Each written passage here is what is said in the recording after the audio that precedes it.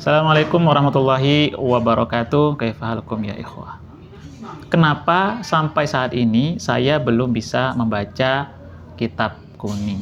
Nah, ini pertanyaan saya yang dahulu baru 2 bulan di pondok pesantren. Ini adalah cerita dari pengalaman saya pribadi. Ketika seseorang mempelajari bahasa selain bahasa ibunya, terutama bahasa Arab pada kitab kuning, tantangannya besar.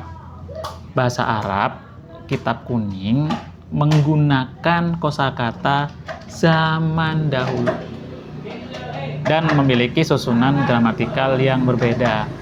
Jadi ya tidak heran ya kalau kosakatanya itu lumayan sulit ya. Beda dengan bahasa Indonesia.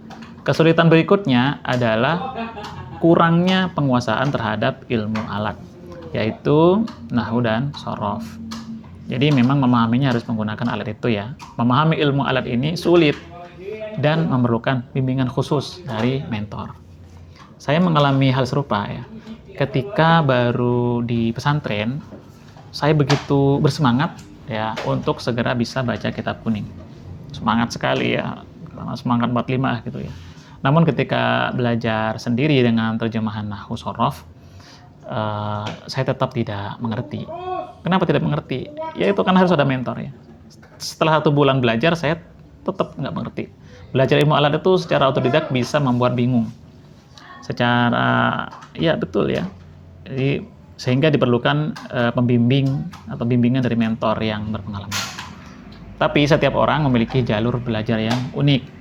Sedangkan memahami struktur kalimat kitab kuning memerlukan pengalaman langsung, yaitu dengan membaca kitab kuning secara rutin, tanpa hanya fokus pada nahwu shorofnya saja. Jadi kalau diibaratkan itu, porsi belajar nahwu shorof hanya sekitar 10%, sementara 90% sisanya adalah latihan, dan latihan. Salah satu penyebab kegagalan belajar kitab kuning adalah ya salah satunya ya kurangnya kenyamanan dengan metode pembelajaran tertentu. Banyak ya sekarang itu metode-metode belajar baca kitab kuning, tapi kadang ada yang nyaman ya enggak. Setiap orang memiliki gaya belajar yang berbeda-beda dan memilih metode yang sesuai dapat mengurangi frustasi dan kemungkinan menyerah. Gitu ya. Jadi semangat dan motivasi sangat penting juga untuk kita miliki dalam belajar baca kitab kuning ya. Ibaratnya kita harus lapar terhadap ilmu kitab kuning, ilmu baca kitab kuning. Sama seperti orang lapar mencari makanan, berusaha keras bagaimanapun caranya. Nah, terlepas dari kesulitannya, keuntungan bisa baca kitab kuning yaitu salah satunya bisa membuka pintu untuk lebih leluasa membaca karya-karya ulama terdahulu dan modern tanpa menunggu ada yang menerjemahkannya. Waktu yang cukup, konsistensi, dan lingkungan yang mendukung juga memainkan peran penting dalam belajar baca kuning. Ada baiknya membentuk kelompok kecil dengan mentor. Ya, menggunakan buku kertas daripada digital itu juga pendukungnya, dan terus-menerus melatih diri. Latihan baca kitab kuning terus-menerus. Kalau nggak bisa, nah kebetulan saya membuka kelas praktek baca kitab kuning juga.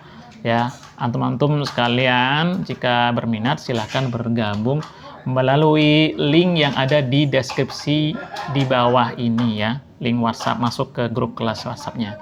Ada pelatihan bimbingan membaca kitab kuning secara gratis melalui link Zoom.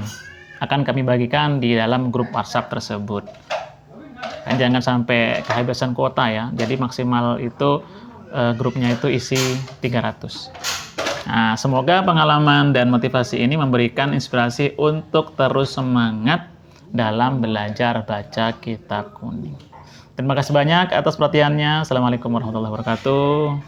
Ila liqa.